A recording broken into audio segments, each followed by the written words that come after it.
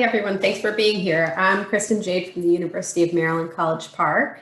I'll be the moderator for the digitization session. I'm really excited to hear this session, as I imagine all of you are too.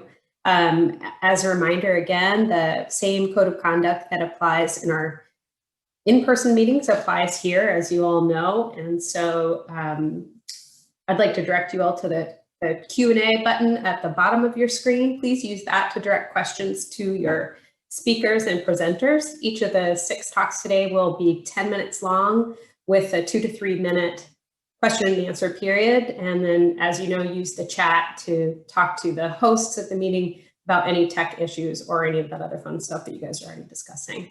I guess we can go ahead and get started. If there's anything else that we need to cover, again, please put that in the chat, or if you have questions for your presenters, put that in the Q&A. Our first talk today is Neil Cobb, who's going to be talking with us about IDBs.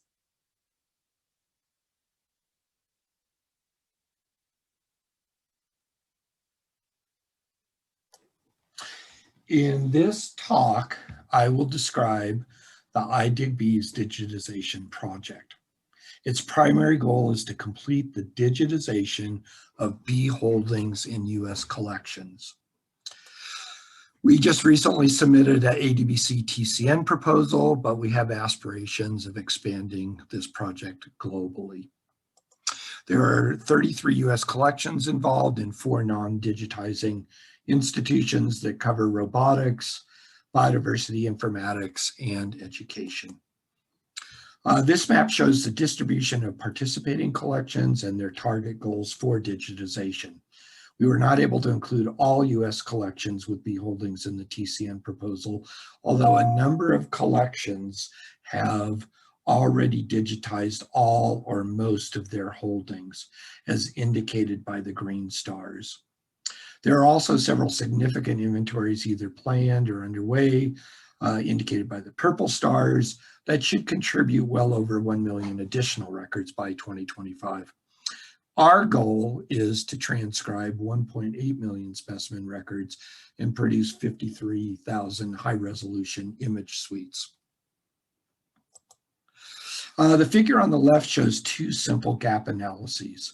Both estimate the degree of completion in documenting species presences in pixels about the size of Delaware, and there are 845 pixels in the US for this analysis. Pixels vary in color from red indicating complete to yellow gold, 75%, and then blue, 50%, and less. So the white pixels indicate that there's not enough data to compute a completeness metric. So current completeness using 1.8 million records that were available shows a number of gaps in the United States. Estimates for 2025 indicate that we should achieve about 70% completeness on average across the US. Although this is an overestimate simply because we cannot account for undescribed species, which may consist of 10% of the fauna. The table on the right shows our targets for each of the 7 families with 1.8 million total records, and they're distributed proportionally based on the number of species in each family. There are so there's 1.8 million records, including 1.2 million records for the US, which means about 600,000 records, primarily non-North American. There are 2.8 million records currently in scan, and we expect there will be at least 5 million total records from everybody by 2025.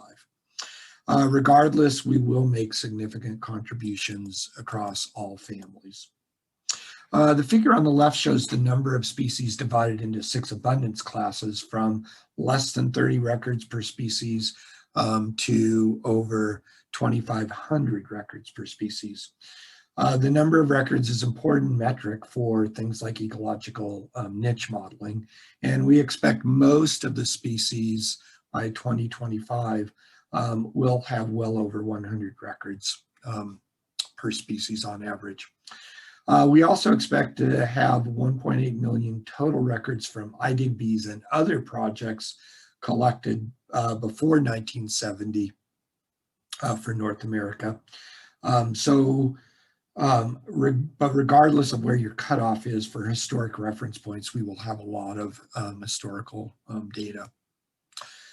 We have established a DNA barcoding working group consisting of a coordinating lab run by Michael Brandstetter at the USDA ARS B Lab in Logan, Utah, and 5 other labs distributed throughout the United States, which will process samples from the entire network.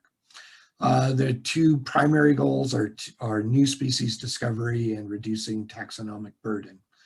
And 3 specific goals for the project is to first identify gaps in existing DNA barcode data for bees in North America, 2, develop protocols for bee barcoding and for sequencing degraded museum samples, and 3, generate sequence data for up to 6,000 specimens for barcoding and 600 specimens for ultra-conserved elements.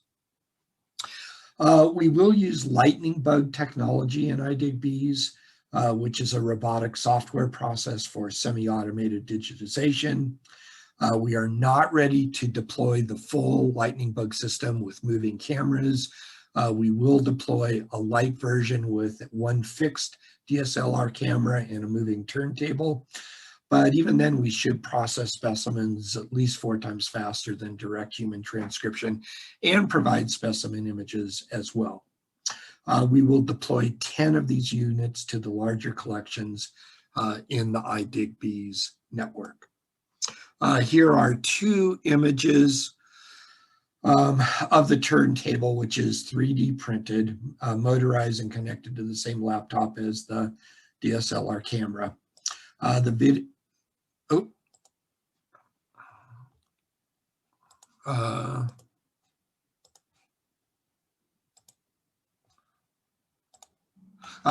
video on the left shows loading a pin specimen on the stage, held in place by a magnet. You don't need to adjust the labels as long as there's at least a 1 millimeter separation between the labels. The video on the right shows how the specimen and the labels are imaged at 6 preset stops, but you can either decrease or increase the number of stops that you want. The primary purpose is to image labels, but we will also obtain medium resolution specimen images. We expect about 500,000 specimen image suites from this. And this shows the team of Lightning Bug the US core team. We've been meeting for about 1.5 years, maybe 2 years, about once a month, and we will continue these meetings for the foreseeable future. The figure illustrates the basic workflow. So once label images are obtained, they're run through OCR, HCR, optical character recognition, handwritten character recognition, and checked by both humans and artificial intelligence processes.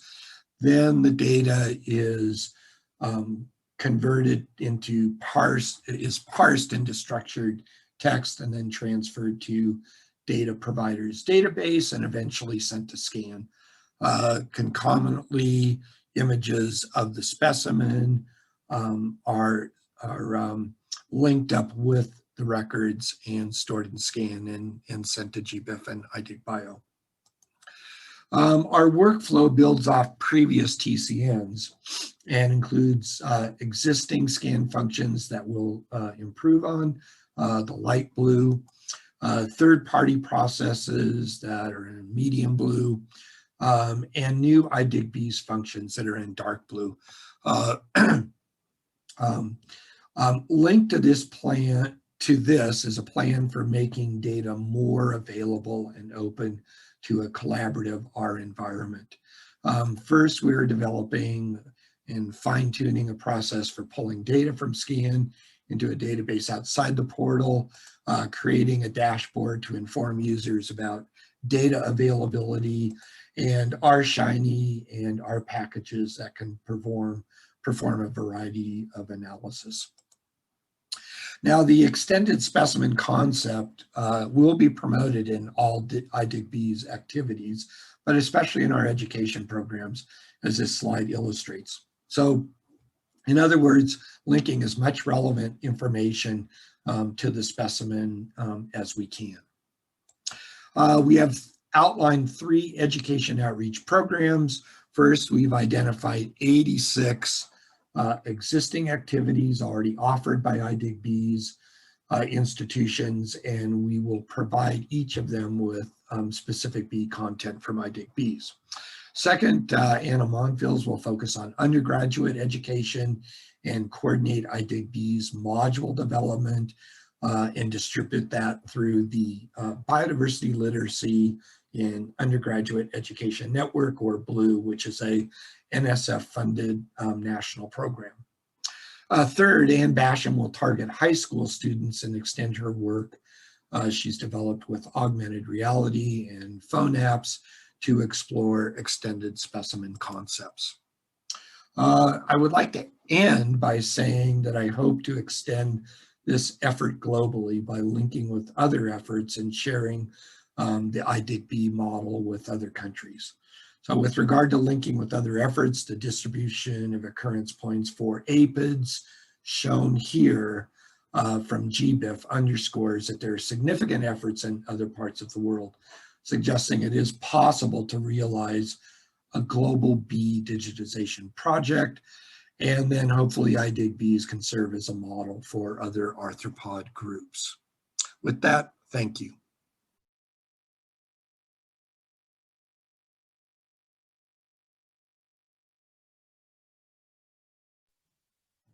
Wow, thanks, Neil. That was really great. Looks like you had some lively conversation going in the chat and in the questions. Does anyone have any unanswered questions you want to type into that Q&A box? We have about 2 or 3 minutes. Okay, there's a question from Ross about a georeference step. There's several possibilities for georeferencing steps in this, yes.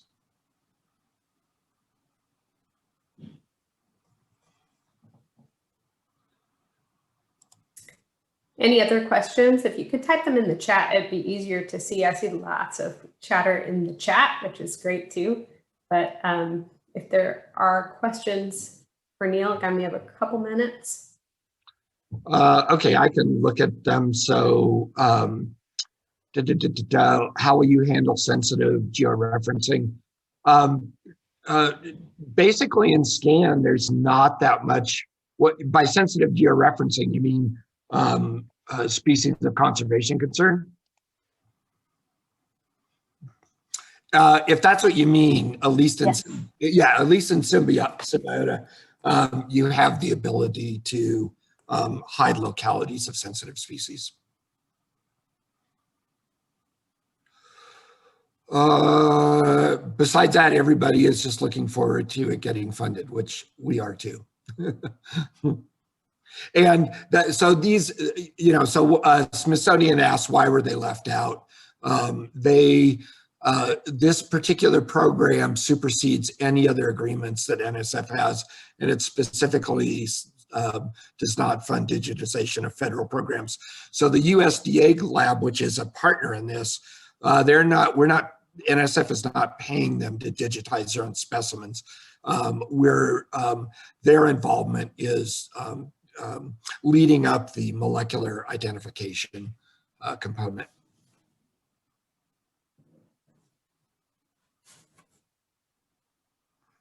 Okay, it looks like we're going to move on. Thanks a lot, Neil. That was really interesting. Wait, there's one more question popping up here. OCR and human correction, is this working well? Can you talk about that real quick? Yeah, so Julie Allen, Rob Gerlnick, Nelson Rios, and others just got a grant funded recently by NSF called DigiLeap. And so a lot of we're hoping, expecting that a lot of the development that happens in that grant, we will be able to apply to IDIG-Bs. So it's going to be 2 years out before we really need it. And so the fire is basically under Rob Gerlnick and Mike Denslow to make that happen.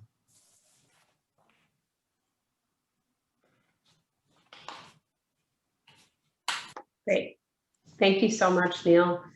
We have a couple of minutes. I think we have might have a couple of minutes between talks here if anyone wants to take a quick break, or again, if you have a couple of other questions.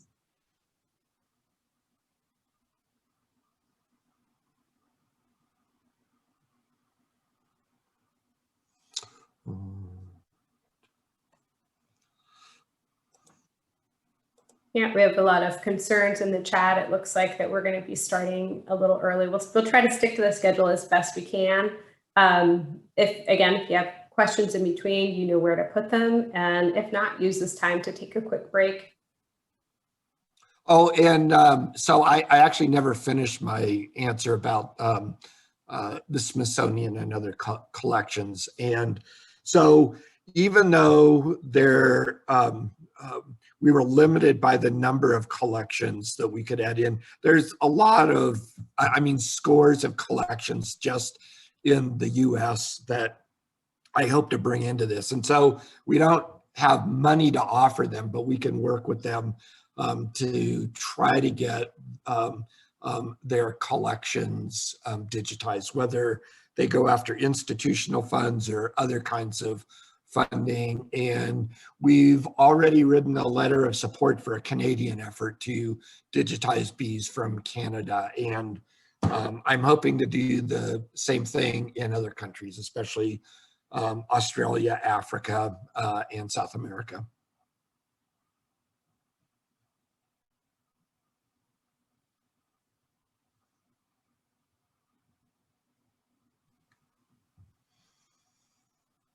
We've got some comments about about contacting your state wildlife agencies. Are you working with other agencies that aren't federal?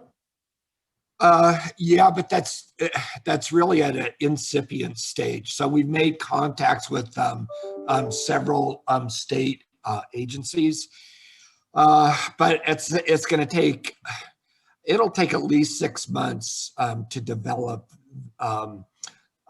a really good working relationship. But that's a great point. There's one of the reasons why we targeted bees was because they received so much support from even the county level up to the state and federal level.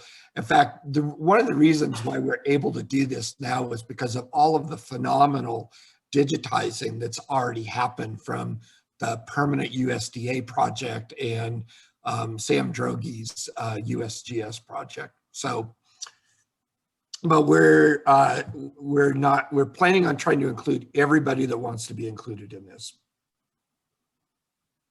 Okay, thanks. We've got one more quick question from Deb Paul. What are your plans if funded for strategically updating the taxonomy and IBs?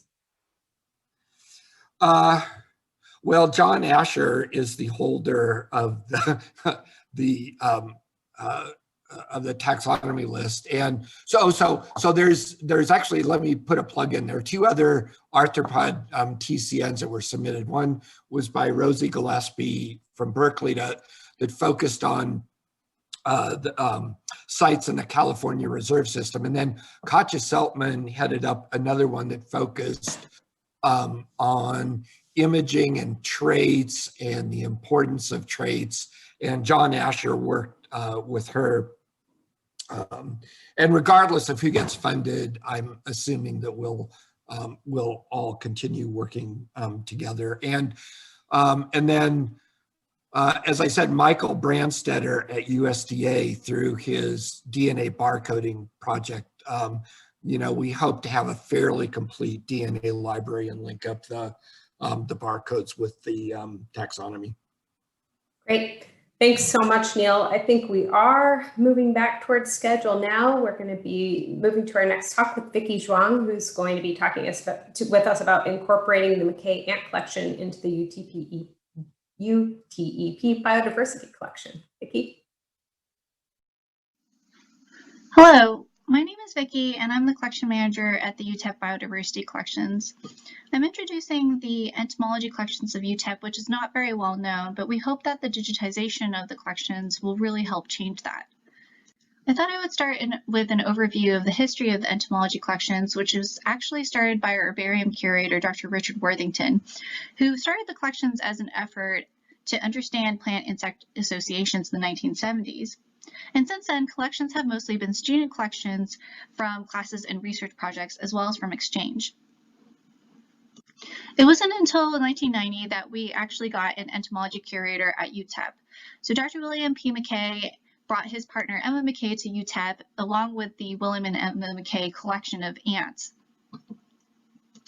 The collections represent a history of over 50 years of collecting and contains about 500,000 specimens, 230,000 of which have been pinned out and are sorted to some degree. During his long career, he described over 130 species, and the collections have resulted in over 186 publications, which doesn't even count his student publications and collaborators. Dr. McKay officially donated this collection to us in 2017, which represents a huge increase in our insect collections. So from an estimated 30,000 specimen collection of mostly local specimens, we now have an estimated 260,000 specimens that are pinned out, which represents a 7-fold increase. And so in this case, we of course needed a lot of help, and the collections applied for an Advancing Digitization of Biodiversity Collections grant with SCAN through NSF. So the major goal was to move the existing data into the Arctos database, which is our home database, and also georeference the pinned out collection, because this was the portion of the collection that actually had been sorted and identified. Now, thankfully, Dr. McKay had been working on an access database, which has some advantages, but there are a lot of challenges with making sure that the data quality is controlled, since in this case, the access database didn't have controlled vocabulary. In addition to that, there are some challenges with some of the verbatim dates that needed to be cleaned up and locality information. But the most significant thing was we found out that the database did not have a full accounting of the inventory of the taxa and the specimens in the collections. Instead, it is a list of the collecting events that are listed in the collections connected to a field number. What that means is there's potentially several taxa under the same field number and collecting event. And in order to attach the right data to the right specimens, it would require a one-by-one inventory and verification. So this is not a case in which we can just migrate the data from one database to another, but rather that the whole collection has to be inventoried. There was also no tracking system, the location of the specimens. It wasn't quite clear what had been donated, what had been loaned out in the current deposition. So there were specimens in the database that could not be found in the collections, and specimens in the collections that were also not in the database that needed to be newly transcribed. So in order to tackle these challenges, we did a full inventory of the boxes in the collections by their box labels, as well as the drawer labels, in order to create a reference so we knew what specimens, or generally what specimens, were in which box, in which drawer, and in which cabinet. So this was the first time that we created some kind of location tracking system for the specimens in the collections. We then researched and verified the taxonomic names and created documentation for cataloging and assigning the numbers. Through the cataloging process, we called up data from the Access database by field number, assigned the catalog numbers using that field number per box and per collecting event, and then attach the catalog numbers per collecting event. Simultaneously, we were georeferencing records in the existing database. So the cataloging process is really time-consuming and labor-intensive. We originally had a team of about 8 to 10 students, and we had to send everybody home. However, this could have been a lot worse if our home database Arctos was not online already. Arctos does not require any software. All the data entry and data quality controls are completely online. So that allowed us to just send students home with Excel sheets of newly transcribed data, which they could then enter into the Arctos database itself. So in addition to that, we were also able to teach students how to georeference, and then use the GeoLocate connected to Arctos to allow students to do so. And in that way, we could keep our students paid, as well as allow volunteers to still be engaged with the entomology collections. In the meantime, although it was not ideal, I had to take drawers home in order to catalog and process the specimens, since I was the only person that could be trusted with bringing those specimens home. And so, although we previously had been prioritizing already database collecting events, we also had to reduce the amount of trips that we were making to reduce the amount of trips that I was making to the university. So in order to do so, we cataloged the entire drawer and transcribed absolutely everything in the drawer instead of skipping around, which we had been doing previously. So even though we were deeply impacted by COVID, we have still produced a lot of records that are now available for researchers. So far we have about 26,000 records that have been cataloged, representing 110,000 individuals, and approximately 1,600 species are represented by this collection, although there probably are some species that we haven't gotten to in the collections yet. My student Muriel Norman actually generated the map of the Chihuahuan Desert and the distribution of our collections in the Chihuahuan Desert, and this just shows a little bit of a snapshot of what our data can now do. Now, the collections range from 1908 to present day, although most of the collections are during the time periods that Dr. McKay was working, which was the 1960s to the 1990s. The distribution of the data, thanks to GBIF, shows that we have most of our collections are from the Central and South America, but we have a great collection from all over the U.S. and exchange specimens from around the world as well. Most importantly, all of our data is now georeferenced. The 3% that does not have coordinates are from specimens where the locality information could not be resolved, or there was no data attached to those particular specimens. This is simply just an overview of the subfamily distribution of ants in our collections.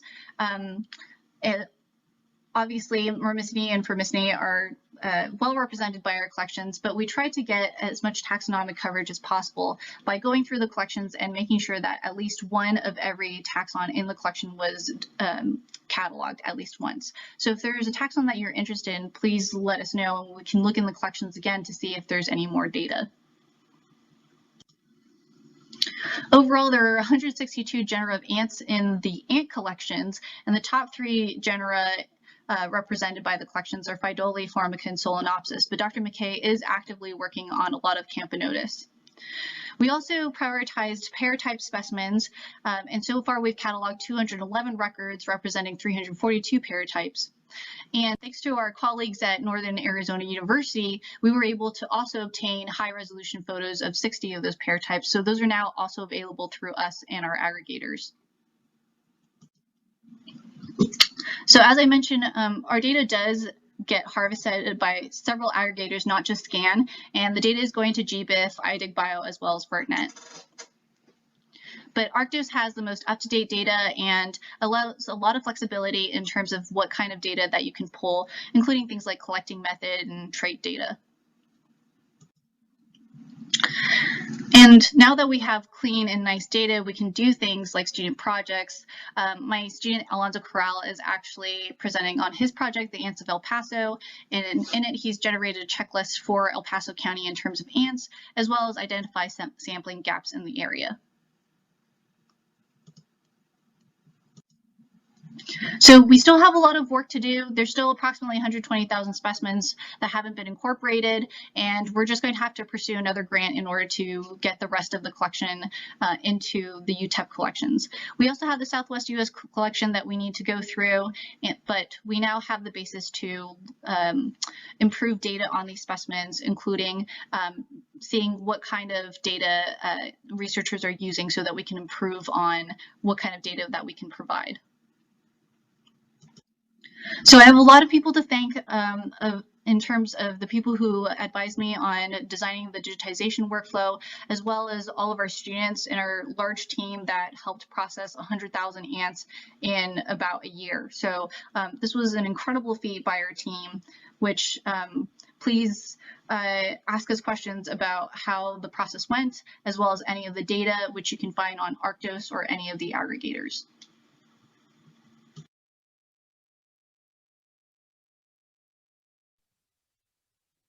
Wow, Vicki, that's so cool. There's a question, I think you might have seen a couple of questions already. Floyd's got a question for you about when you geolocate in Arctos, what are you using for uncertainty settings? Yes, so we aren't just using the automatic uncertainties that GeoLocate is providing. So we are going through and using the MANIS georeferencing guidelines. So we are examining every single locality description and adjusting it based on like the calculator and appropriately by those guidelines.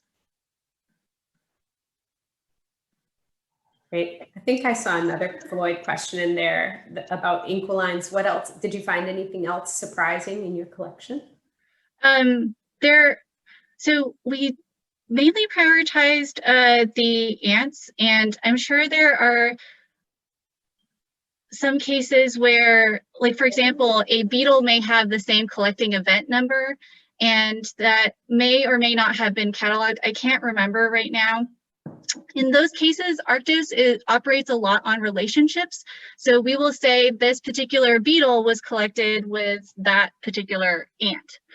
So we have ways of doing that. However, we did find some really cool ant nests. And again, those are attached to the collecting event number. So we'll eventually be able to attach the relationships to the appropriate taxa and specimens. And we also have a couple of amber specimens, which I thought were really amazing. I think there's only like 5 or so, but we do have them. It's pretty exciting. It's what a great talk. Just to stay on schedule, we're going to move on to the next talk, but it seems like there's lots of good discussion. I just want to remind you all that there will be a meet and greet afterwards too. So our next talk is Katja Seltman, who's talking to us about some biodiversity, digitization and biodiversity news update.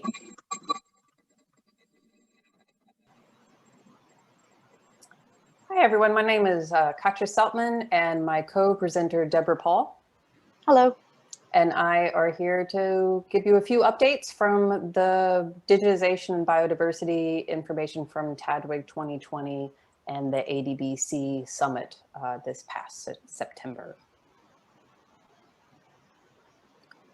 At the ADBC Summit, 3 new TCNs were presented with some exciting digitization innovations. There were 2 marine invertebrate projects. They're tackling some interesting issues. The DIGIN TCN is streamlining multiple digitization workflows for things curated in vials.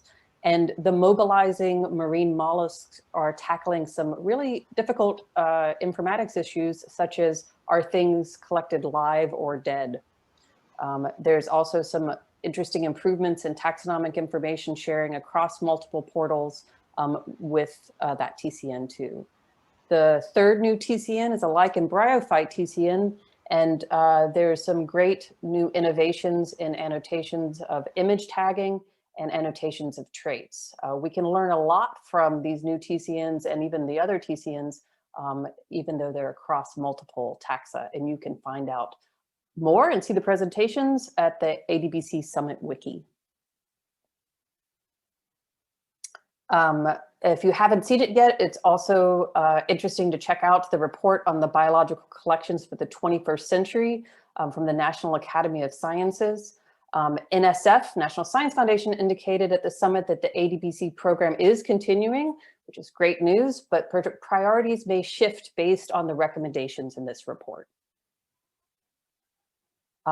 In particular, the report contained various recommendations on maintaining collections, priorities for the extended specimen concept, and workforce development.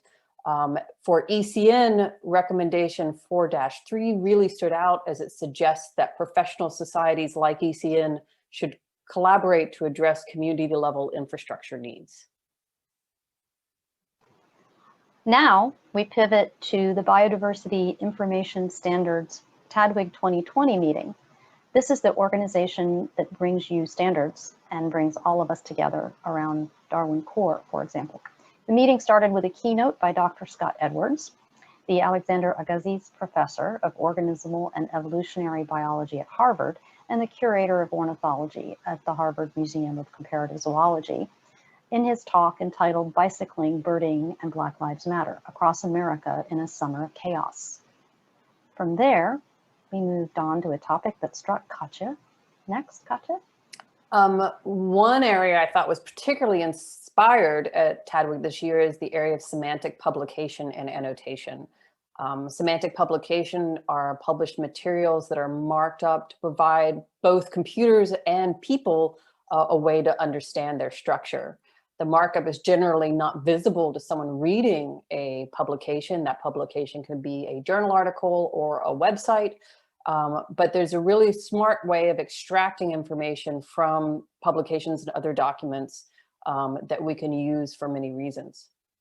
It fits the principle that came up over and over again in Tadwig that data should be findable, accessible, interoperable, and reusable, or fair. As a collection manager and researcher, I see this as important because it's the potential for help me to track my publications that use my specimens, as well as make information about organisms more available. So, efforts to mark up historic publications, for example, taxonomic treatments, have been going on for years, and many people in this group are very familiar with the efforts of the Plazi Project, who provide tools to help mark up PDFs and have been doing so for a long time. Many projects such as AntWeb have taken full advantage of this. Once marked up, this data can be effectively reused. Getting data semantically linked needs to happen from the publication step. Note how this slide shows what work is being done to extract information that is not linked at all. Members of the CTAF DISCO COVID-19 Task Force, in order to liberate and link mammal data from museum literature and construct a picture or a knowledge graph of what we know about one of the alleged vectors for SARS-CoV-2 to get humans, that gets to humans through horseshoe bats. Note the right side of the graph indicating how much faster it would be if we changed our practices to get directly from the publication to the knowledge graph.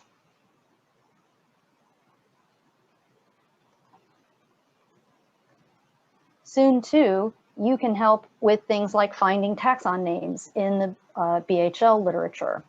You will be able to verify what the automated service returns as a result. And this new feature will be available through TaxonWorks via a plugin through the Biodiversity Heritage Library, but also through a REST API to the Global Name Service, meaning that you would be able to link this in your collection management software, for example, and expand the service in the future to years as well as people names. Bionomia provides an interface for discovering and annotating people who are identified or collected specimens. These annotations are then citable through a custom Zenodo data paper that lists the specimens you have identified. I, for example, included my Zenodo paper in my last merit review cycle. Note that all of us can contribute to this effort and attribute specimens and identifications to folks that are important in our community, even if they're no longer with us. Other ways we can contribute, and there are many to making our data fair, reusable, and findable, is that one, to make sure that specimens are loaned from our institutions have identifiers that go out with them when those specimens go out on loan. This is because it may help facilitate those identifiers to be included in subsequent papers for voucher specimens, thereby those specimens that can be tracked back to our own institutions. In addition, if you publish a non-born semantic data publication, you can consider contributing your paper to the Biodiversity Literature Repository Project on Zenodo. There's many other ways that we can make the work that we do expand beyond the immediate project results, and so that it goes out more globally and universally, and love to hear more ideas for the discussion in the panel at the end of this group of talks. Shifting our focus to new programs, many of you may have heard of DISCO now. The Distributed System of Scientific Collections is a new research infrastructure for natural science collections in Europe that will go live in 2025. Development of this program started back before 2018. Currently, 120 institutions are participating from 21 countries, working on such activities as digitizing their collections, providing funding access to the collections, and note US folks qualify too, holding workshops and implementing new strategies such as the collections digitization dashboard they're building to showcase the holdings of these institutions, and the electronic loans and visit software for access to these collections.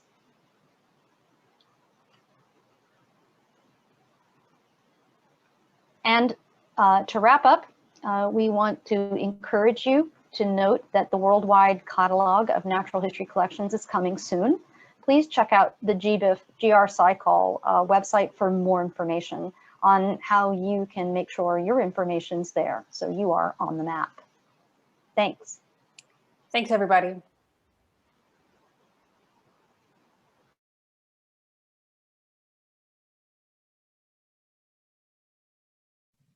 Yeah, thank you to Katja and Deb. I invite both of you to turn your camera on if you are with us, and we have a couple of minutes we have about 3 minutes for questions and answers before we take a break today.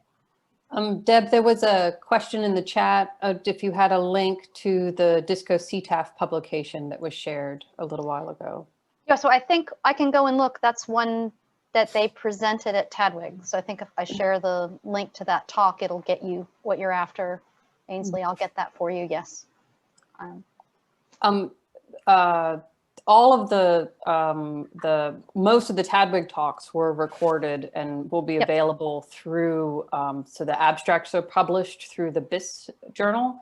And so they'll be searchable and findable to be able to see the talks about some of the projects about the project we talked about, and many others that we didn't even get a chance to talk about that I think have a lot of relevance to the ECN community that are being developed around other taxa like plants or, fossils or marine invertebrates or other. Pretty neat. Floyd has a question about using these linked unique identifiers with folks doing identifications with loaned material. Is there a way to do that and acknowledge that important service? Yes, I think so, but this is a great topic of conversation for us as collection managers. How do we reduce the barriers for making sure that identifiers get into publications so they're easier to find? So when journals are looked at and annotated and we extract information from the journals, we look for those identifiers like catalog numbers or other things. And we could argue about what the best identifier is, but we have catalog numbers. So we already have them. And encouraging people to include catalog numbers is one way to start getting attribution, I think, for the collections and to be able to find where those specimens institutions that actually have those specimens and where they live. Great, thanks. I don't know if oh yeah, Deb's on it. Deb's got all the questions already there in the chat. I'm working on it as fast as I can type. and You're a faster typer than me. So one of the things I would add to what Katja said that I think is relevant, there's currently a group at Biodiversity Information Standards TDWG that is working on an agents extension. And those agents, many of you are familiar with that from the regards of your your collection management software, right? Your people tables. And those people have different roles. And the idea would be there that you could share information that wouldn't just be a name string. It wouldn't be a series of letters, but it would be a unique identifier for that person, an ORCID, a Wikidata identifier, something so that we can track who did the georeferencing, who did the identification, who did the work of making this data available for everyone for their own purposes and for new ones. in a way that's very definitive and quantifiable. So the kind of things that you see in Bionomia that would allow us to build some very definitive biodiversity knowledge graph networks, not only about the specimens, but about the people who do this work. And so, yes, I think, Floyd, that's coming. That's great. To keep us on schedule, we are at our time for break. So thank you, Katja and Deb. And for any of you who didn't get a question answered, a reminder again that there will be a meet and greet after this session. Yes. We're going to take a break for, I think it's about 9 or 10 minutes, and we'll see you back then. Gisela, great question. Yeah.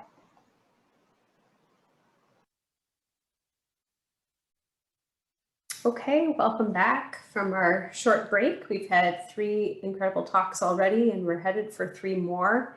First, I'll reintroduce Neil Cobb. He's going to talk to us again about building a global network of arthropod collections.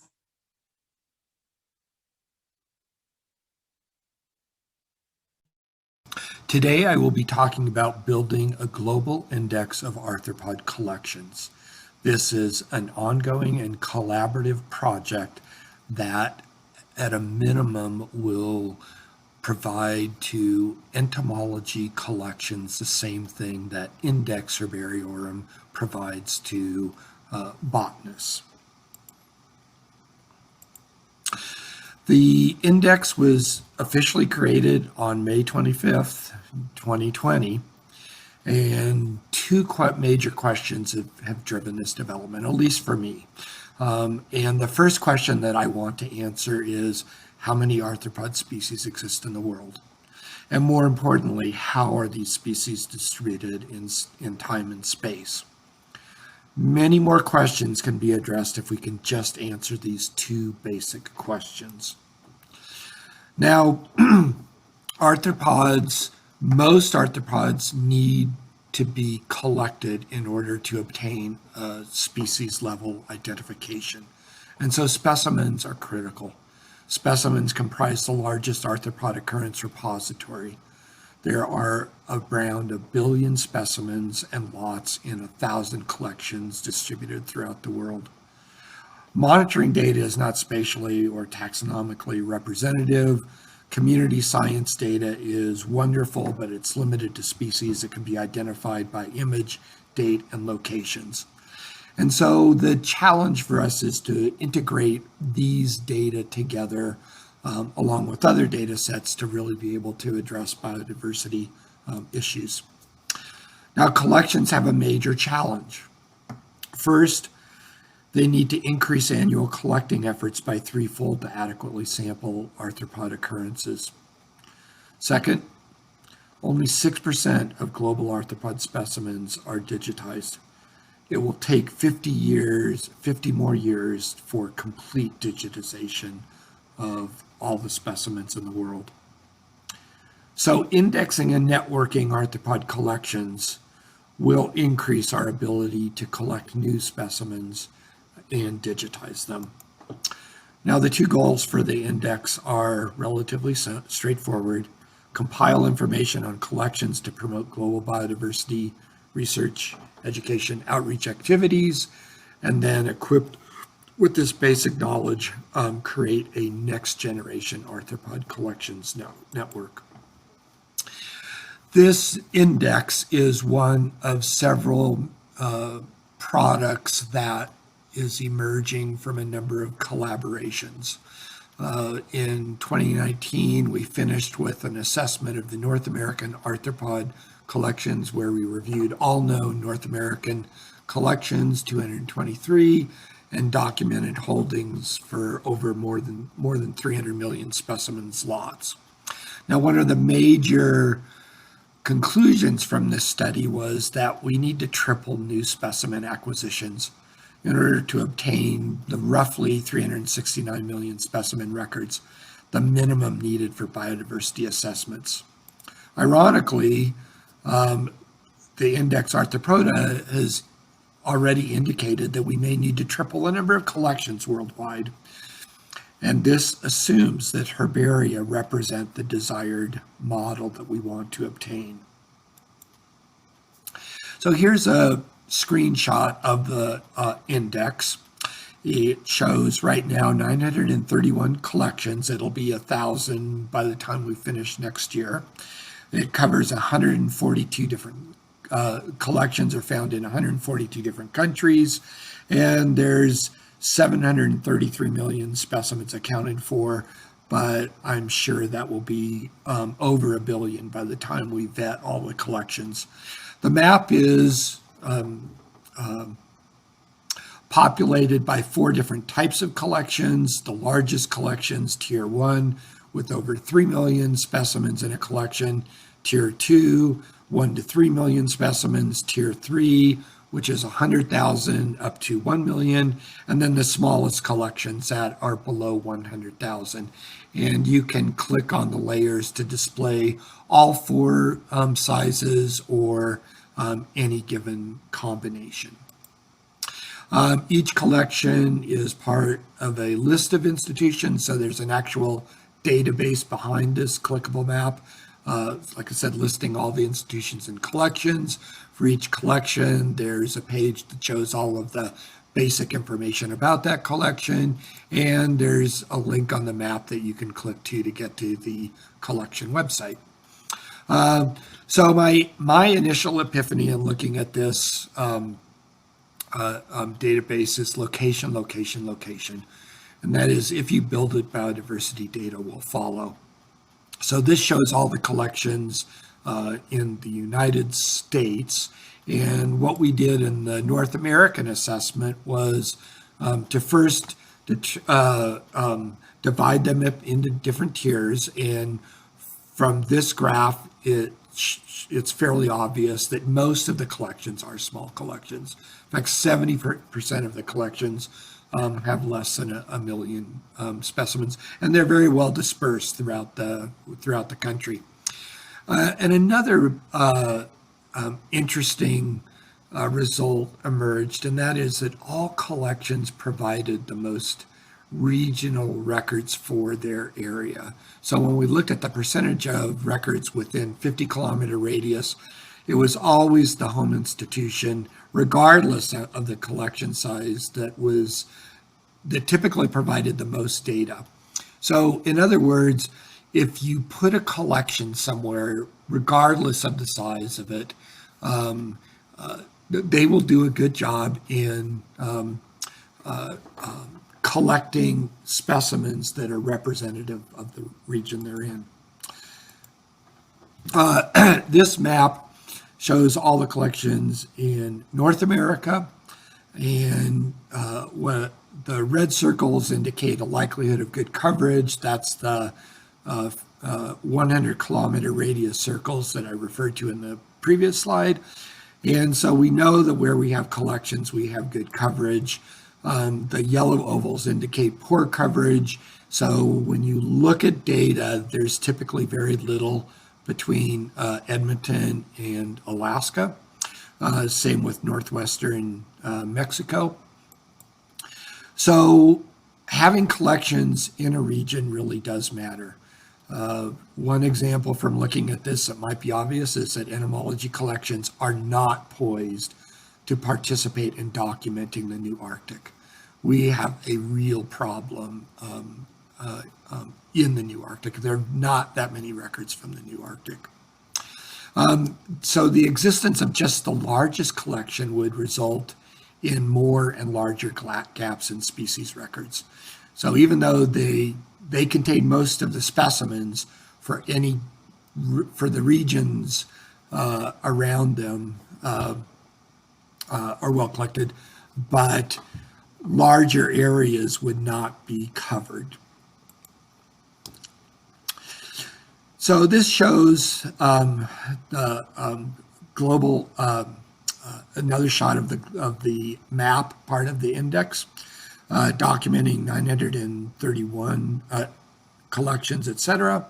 One of the things that popped out immediately from looking at this is that most collections are small. So of the 931 collections that we documented, 74% of them were Tier 4 collections. The red arrows show that probably a year from now we'll have fewer tier 4 and we'll have more tier 3 because collections have been collecting more than the legacy data that we have. Most specimens are in tier 1, so the larger you get in collection size, the more specimens. So this shows the tier 1 collections, and they're pretty much restricted to Europe and the United States. When you add the tier 2 collections, you start adding in a few more collections in all of the continents, but it's really only when you add in the tier 3 and the tier 4 that you really get any kind of decent coverage outside of North America and Europe. This shows a superimposed map of Africa and the GBIF arthropod records. This area in the Belgian Congo, where there are no insect collections, has the sparsest amount of arthropod records, despite the extremely high biodiversity of arthropods in that area. Like I said, we'll probably document 1,000 collections. We don't know how many people are at those staffing those collections, but when we compare the map of arthropod collections to herbaria, there's a lot more herbaria collections, and I don't think any plant person would say there are too many herbaria. So I come to the conclusion that if there are not too many herbaria, ideally we have at least as many arthropod collections as there are herbaria. So the initial conclusions from this is that the index will be a key piece in strategic planning for future biodiversity assessments. We need to most likely triple the number of arthropod collections, maybe co-locate some of them with herbaria or monitoring sites. We need to augment collections through targeted, what I call next generation expeditions to key areas of the world, like the new Arctic, the Amazon, Central Africa. And so for next steps, I hope we can use the index to organize global initiatives like the Big B initiative, build the index to incorporate best practices from the GBIF Catalogue initiative, create specialty indexes, millipedes, spiders, etc., and collaborate with the GBIF Catalogue initiative to build a seamless knowledge pipeline. With that, thank you.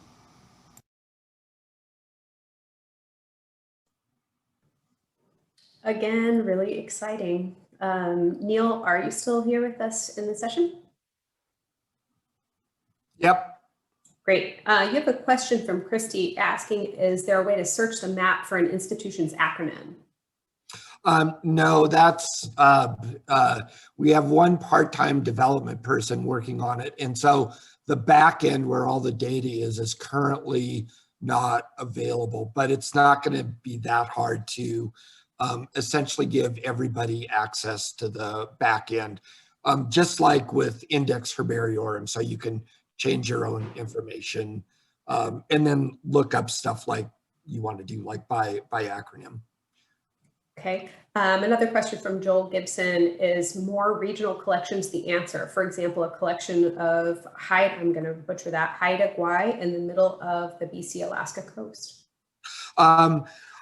Well, I'm basically throwing this out as a question to the community.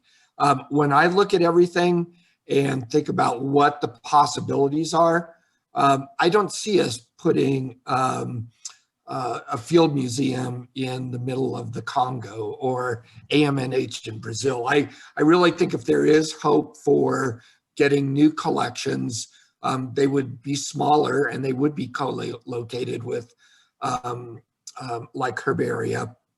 And what we've seen with North American data is that small regional collections are really, really good at documenting most of the biodiversity within 100 kilometers of their area, better than most everybody else. So I really do think that it's the regional collections that is probably the best bet there. How do we make more arthropod collections? What do you mean we don't have enough? Yeah, and Floyd, that's the big question. We can barely support the ones that we do have. How can we make more? I mean, one thing that I would like to do, and some people have gotten mad at me for doing this, and that is trying to co-locate at least specialty collections in with herbaria in regional places. Most botanists want to know what feed on their plants. Most botanists want to know what pollinators come to their flowers. So I just think we have to think outside, outside the box and coming up with opportunities. And I think it'll also be a country by country basis. So like right now, I think Brazil is a really good place because all of the horrible things that they're going through for actually getting people to think about biodiversity and documenting it. Well, thanks, Neil. It looks again like there's lots of ongoing conversation. I'll remind you once again that there is meet and greet after, so we can continue this discussion. But up next is Kristin Johnson with digitization efforts in invertebrate zoology at AMNH. Good afternoon. My name is Kris Johnson, and I'm the Curatorial Associate at the American Museum of Natural History. And today I'm going to talk to you about our past and current digitization efforts in the Division of Invertebrate Zoology. But first, a quick bit of background.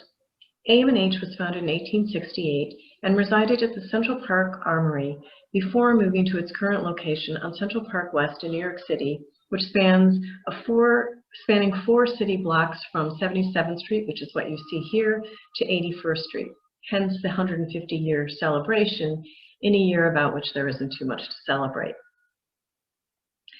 Departments and their names at AMNH have changed over the years, and in 1999, a museum-wide restructuring merged entomology and terrestrial arthropods with marine invertebrates. So my talk today will encompass the whole and not just entomology, as many of the struggles and digitization techniques and goals are the same. Our division holds about 23.37 million specimens, many of which date back to the mid to late 1800s and early 1900s. About 3% of these are digitized, at least to a skeletal level, representing about 68,000 names. For collection management and to some extent internal and external reporting purposes, we are set up by collection subsets, which generally follow a curator's expertise and other groups that fall under their oversight. As you can see, not all groups are digitized equally, and this is in part due to historical practices, but also due to the targeted efforts that were met with external grant funds from primarily the National Science Foundation, but also the Institute for Museum and Library Services. As little as 2 years ago, the catalog records and loans and accession records for these collection subsets were in a variety of databases, well over 50. Folks used Excel, FileMaker Pro, and PHP developed databases. The division used Access for our collections management, but none of the catalog records and collection management records were integrated. With a huge amount of effort, I was able to get most of these records into a unified database, EMU. And we've been working with EMU ever since. There were loads of issues during the migration. There were non-unique catalog numbers, outdated or incomplete taxonomy records, duplicate taxonomy records. There was image name and catalog name mismatches so that it made it difficult to associate an image with its actual record. There were also duplicate localities and many duplicate party names, such as authors and collector names. We are still and constantly working to fix these, but we've made great progress, which is making everything much easier. So our digitizing efforts continue to grow. When we compare our database now with what had been migrated, we can see that even without direct focal efforts, our numbers have grown substantially. with each addition of or effort to clean taxon names or shared localities and names, data entry of catalog records accelerate organically.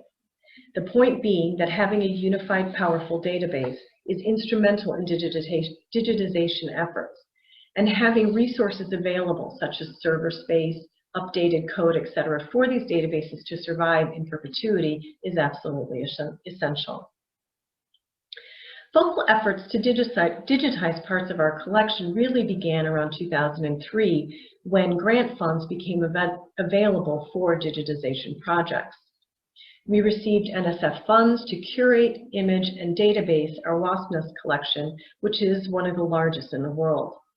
Around the same time, we received 2 planetary biodiversity inventory grants. The goblin spiders, which produce a classification of 2,500 species of oenopids, and the plant bug biodiversity inventory, looking at plant bugs and their host plants. This was right around the time also when we began assigning unique specimen identifier barcodes to each specimen. And these efforts also catalyzed the production of a much needed first online specimen catalog database, the PBI locality database, that researchers from around the world used then and still use today.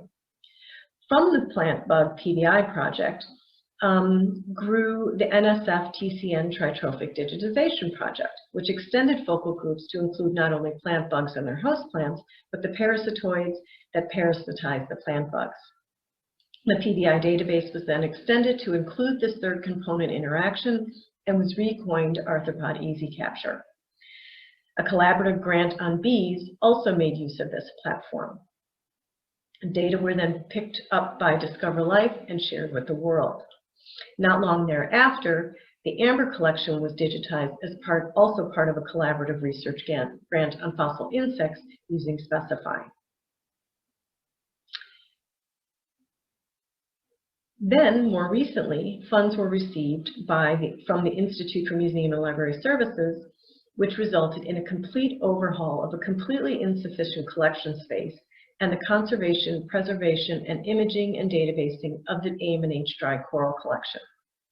And just a few months ago, we happily received or were awarded NSF funds to focus on collections needing attention. We received a partner to an existing network grant to fill in taxon, locality, and temporal gaps in the scan data set with AMH ground-dwelling orthopteroids or Polyneoptera, and a TCN collaborative research grant to complete the digitization of our marine invertebrates. In the midst of much of this effort was to not only adopt a new database, but to make it useful for collection management purposes as well as research purposes, but to not have it so cumbersome that it would hamper specimen catalog digitization efforts. So to our customization, I added a main data entry page so that to some extent, at least key skeletal information could be added on only 1 or 2 tabs / pages. You see there's a determination field, and then there's a locality field and a verbatim locality field, which you could populate easily here. And if you decide that you don't have time to populate those fields, you could easily take an image and attach that image to this particular catalog record, and then go back to populating the locality at a later date. There's also a field for the unique specimen identifier barcode, as well as a link to either another host record or associate record, such as a plant or a parasite or host. And there's also a field for a host that, for the taxon information for a host or associate at another institution that doesn't reside at AMH, and a field to put the host number so that you can always find that associate to that catalog record. Then on the specimen info page, here you can add a little bit more detailed information, but the basic information here is the collection subset, again for collection management purposes, as well as maintaining security on who can modify what records. And there's also a table for additional numbers. And then we have a loan history tab. The loan history tab is linked to the loan module. So when this specimen goes out on loan, every time this specimen is loaned, this tab maintains a record of those loan transactions.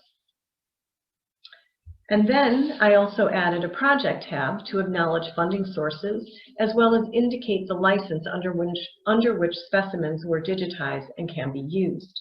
This also allows for an easy recall or retrieval of records associated with a particular project. To make our digitized specimen data accessible, our EMU database feeds into our online search database, IMU, in real time, and data can be downloaded from here by anybody. We also have an internal search for non-staff, such as visiting scientists or research associates, to use to get more information about a specimen, such as whether it's out on loan or where in the collection the specimen may be found. In addition, I've mapped EMU fields using GBIF's IPT to share with GBIF, as well as IDBio, and I'm slowly sharing our various collection subsets as they become ready. To accelerate digitization, we also try to mobilize external help. One way we do this is we encourage borrowers to use a pre-formed Excel spreadsheet when they database the specimens as they get them, and to attach our barcodes when processing the borrowed specimen. When time permits and loans aren't too large, we attach the barcodes in advance and create a very skeletal record prior to sending the specimens out on loan. Also, when possible, we try to use this whole drawer imaging concept. For example, with our slide collection, we use the software InSelect for segmentation, validation, and annotation of images. So here you'll scan the series of slides, then use the software to crop the slides into individual images, to which you can add metadata in batch. Then the images are renamed with the software by reading the barcodes to the barcode number, and this number then corresponds to the number in the exported spreadsheet that's then ingested to our database, making the association between the image and the record easy. So I know I'm preaching to the choir, but the value of digitizing our specimens is endless.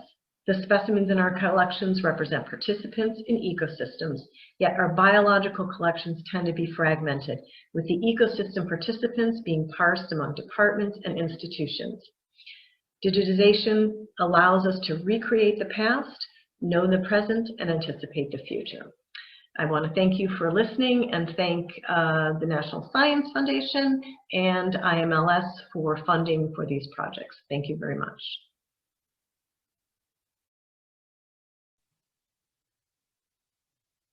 Wow, Chris, that's a lot of work. Congratulations on that accomplishment. It looks like you've had some pretty active conversation again in the chat. Does anyone have specific questions that they want to drop into the Q&A? We have about 2 minutes. There was one question that I can answer live because I thought I answered it. Well, I don't know. And oh, hold on. Yeah, and it was how to get skeletal records and find those skeletal records. Basically, even with some of the records that were migrated, like from our type collection, they were skeletal records because we just wanted to get our types done. This was back like in 2000. And you can just search for the blank field. And if there's a blank field, then you can create a subset of those records that have blank fields and then know where you're at for, I don't know if that answers your question, Deb.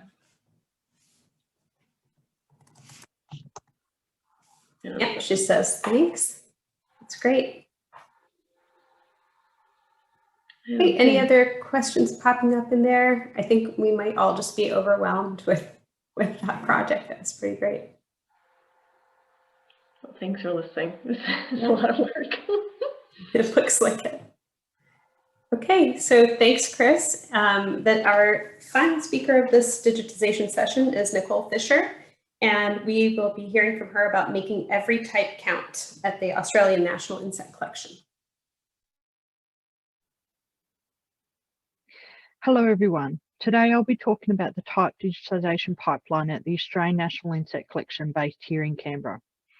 I manage the digitisation projects of the SARA collections in Australia, which is estimated at 15 million specimens of plant and animals. 12 million of these specimens are insects.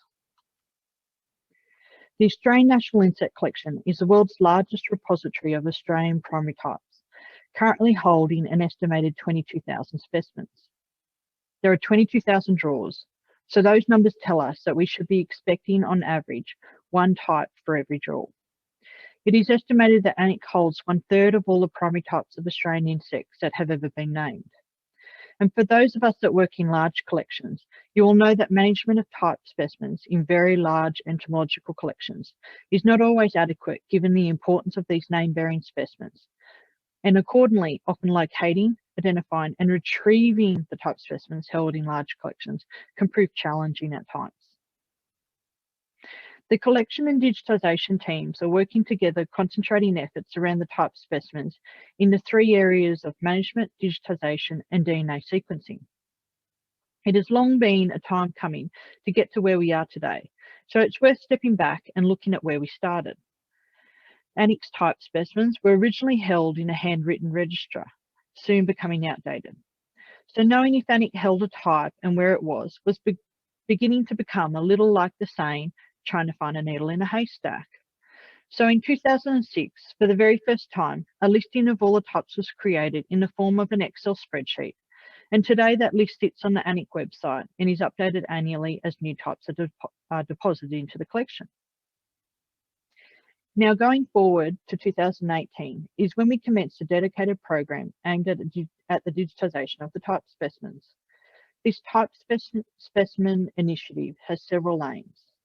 The first is to audit the type specimens, continuing from the work first done in 2006 to create a master list of all the type specimens. The second is to aid in the specimen's long-term safety and accessibility.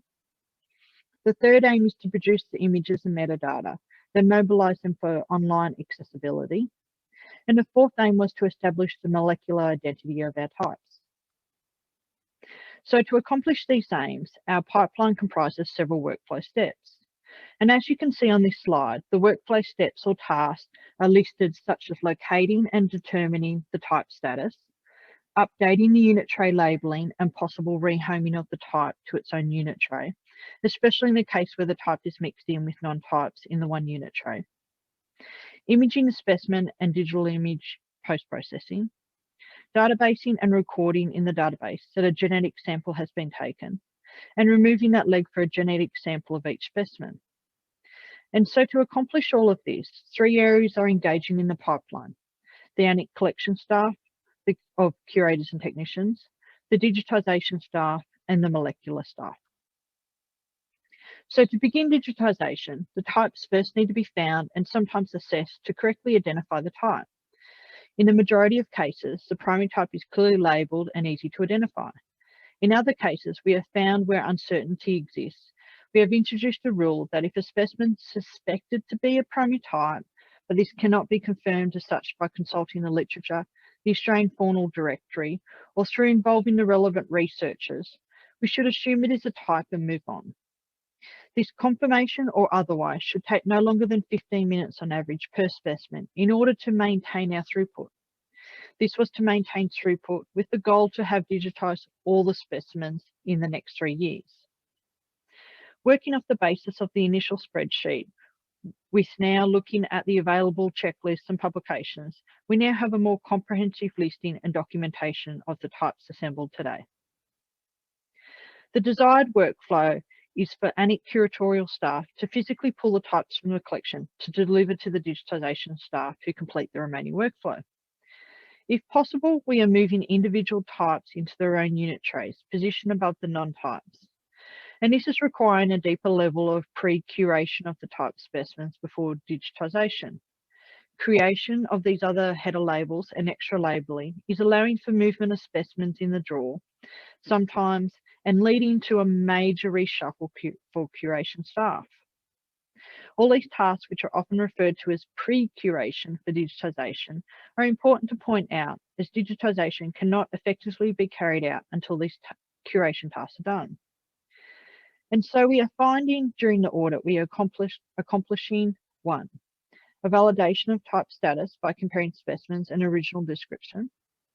2, labelling and rehoming of types into their own unit trays if base allows, and curation that is putting the type in the correct location in the collection.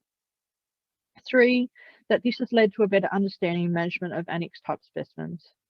4, we are providing an up-to-date type list to the public on the Annex website. And finally, in time, we will correctly and update information on the Australian Fauna Directory, which is Australia's main checklist. And all these tasks are ensuring the long-term safety and accessibility of the types in the collection. 2 imaging stations are available, a BK system and a newly acquired GigaMacro imaging system. 3 images are taken of each specimen. 2 are high-res focus stacked images of the specimen, the dorsal and lateral views, and an image of the labels. Imaging a specimen has the advantages. 1, that we have a digital record of the type and its condition as insurance against any future damage or loss. And 2, that the images can be used in lieu of posting specimens to researchers who request type loans. We are finding the real value of digitisation is being able to take the information held for each specimen locked in collections and mobilise it for research and science. We're ensuring the type specimen more accessibility in an era where science is driven by digital and molecular data, which, unlike the type specimens, are easily shared without risk to types. The Atlas of Living Australia and the CSIRO DAP Access Portal are the 2 areas online to access the type images and metadata. As whole groups, either at order or family level, are completed, delivery of the images and metadata will follow. To date, we have completed the 4 groups as listed on this slide here. We added a 3rd step to the workflow in 2019.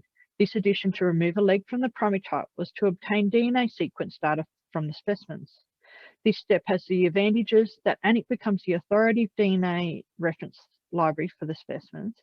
And in the case of doubt over the identity of the species, we have this sequence information of the primary type for comparison. It is critical that the tissue sampling causes no further damage to the type, and accordingly, some type specimens are not sampled at all, such as the specimen shown on the left of this slide due to its existing condition. And by integrating what would normally not be a digitisation activity into the digitisation workflow, the type specimen is only removed from the collection and manipulated once, with all the tasks happening after one another in the same room, the digitisation room, which leads to less movement or travel of the type specimens. And after this initial step of a leg being removed is complete, types are replaced back into the correct location in the collection by ANIC curatorial staff. Just here, I wanted to add a slide in here on the molecular team's part of the workflow to show the whole pipeline.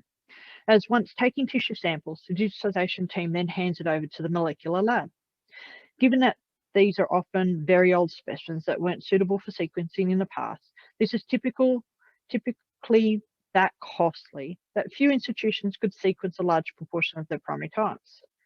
Our project aim is to sample 12,000 specimens, which is 50% of the holding of annex type specimens, which with the purchase of a new acoustic liquid handler, the molecular team are using whole genome shotgun sequencing with low sequence coverage used to obtain complete mitochondrial sequencing from very old and very small specimens, despite the strong degrade of their DNA.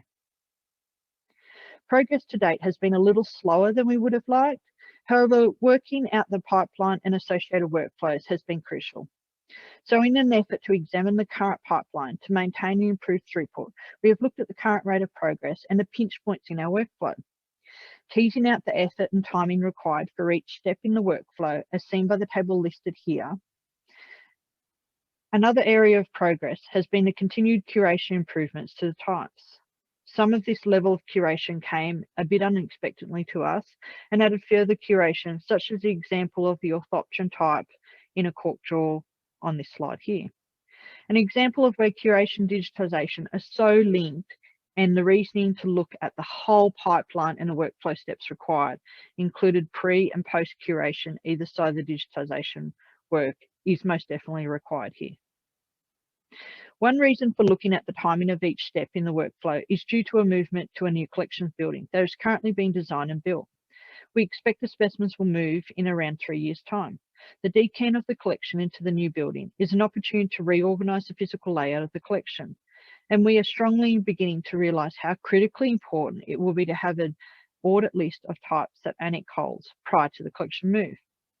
This time constraint requires that we have a workflow that can achieve a throughput of approximately 800 to 1,000 types per month, or 40 to 50 per day.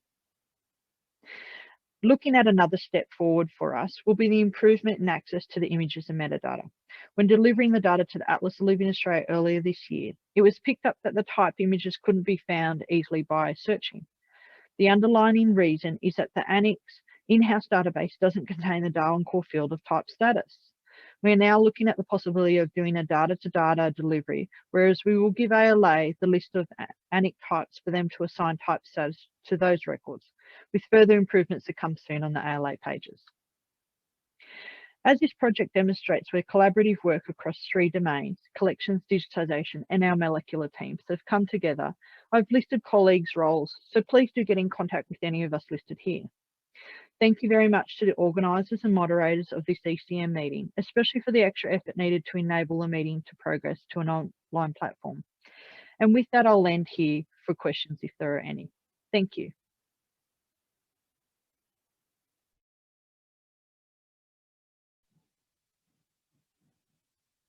Great. Thank you, Nicole. That was pretty great. If you're with us and you can put your camera on, that's great. I think you still have a couple of questions in the Q&A. Can you see that?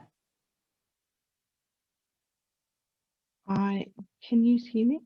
I can not see you, but I can hear you, and I can read the questions to you if you're having some video issues there. Yeah, my video. It's not coming up. Oh, that's a shame. I see a couple of questions here which I won't answer because I haven't been involved in this. So I think Ainsley sent a question, and Floyd, which is around what is his success and failure rate around the DNA sampling and that. I haven't actually been involved in that component of it, sort of thing. So we'll take that on board. And Andreas is the person to speak to about that. He's on the last slide, his contacts were listed there, but I can forward his contacts on for people who are interested in, knowing this, what is the success rate or not of this, the DNA. There's another question. How would you respond to possible controversies surrounding removing parts of a type? So this hasn't come easy for us in the collection. It's not as though this was, there's video. You are. So this wasn't an easy decision in the collection. It's not like we just were like, okay, let's start removing samples from the types and that. So there are some groups that have held back and they're waiting on to see what the success rate is. And in those cases, we've just sort of imaged and still go ahead with the databasing and actually getting the data from the specimens. And so how would you respond to possible controversies? Let's just say there has been controversies. There's been a lot of discussion about it. And I think we still have some way to go there. And the best person to probably speak to more about that would be David Yates, the director of the insect collection. Do you use an alternative non-destructive? Once again, this is another question. Because I'm not up on the knowledge of the sampling techniques and that, and they're ones I'll take on notice, and I can copy these questions, who the people are asking the questions, and I can direct you to who can answer those ones. Thank you. Yeah, more questions are coming through. Yeah, I think you have a lot of interest in your workflow and in your sampling pieces and parts. Yes, so there's another question here from Michael. It says about, does your molecular workflow produce usable data for very small and very old type specimens? So that has actually come up in a recent, a group in Hymenoptera, where they are very small. A lot of them are card pointed or point mounted, and they're very, very old. Like we're talking like 1940s 40, 50, 60 range sort of thing. Those are ones that we're parked at the moment because I think we also have not many non-type specimens. So we've parked those ones for now. We're progressing some other groups and we've got enough ahead of us at the moment. So we'll come back to addressing some of those other smaller ones and see where we are. And in all cases, the research scientist is also speaking to other experts outside of ANIC. And so there's those discussions are happening before we actually just take types from the collection and start processing them. Great.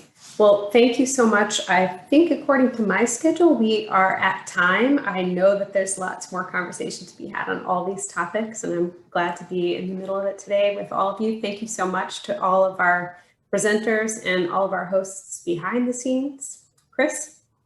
Yeah, and thank you, Kristin, for doing a wonderful job moderating this session. It's a fantastic end to our planned symposia for this meeting, so thank you, everyone. Deb probably will post a link to the meetup that we're doing for digitization, so I encourage you to stop in and talk or continue those conversations there. And otherwise, we have a... Pardon? I'll try to find it quickly. And it's on our website too. So it's on the ECN 2020 website in case you don't see it right away. Then we have a 2:30 business meeting. All are welcome to attend. You'll join automatically muted with your cameras off, but feel free to turn your cameras on if you'd like. And we'll open the floor at some point too. So if you want, we can have discussions, but head on over to the digitization discussion, and thank you, everyone.